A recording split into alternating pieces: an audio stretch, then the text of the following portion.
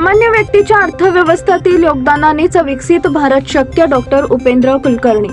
ग्रामीण भागातील सर्वसामान्य व्यक्तीला कारागीर म्हणून उत्पादन व्यवस्थेत सहभागी करून घ्यावंच लागणार आहे. या सर्वसामान्य व्यक्तीच्या अर्थव्यवस्थेतील योगदान वाढीमुळेच विकसित भारत शक्य असल्याचं प्रतिपादन दीनदयाळ संशोधन संस्थेचे प्रकल्प संचालक डॉक्टर उपेंद्र कुलकर्णी यांनी केले.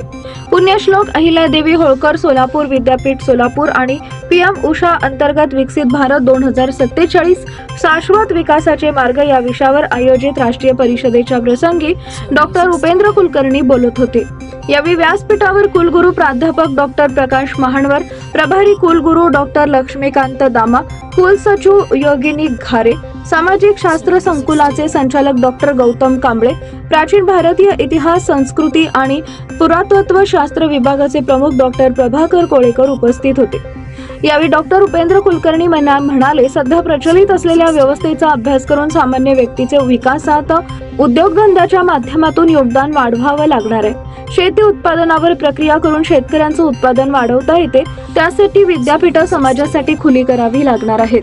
तेव्हाच विकसित भारत शक्य असतं, असंही डॉक्टर उपेंद्र कुलकर्णी यांनी स्पष्ट केलंय.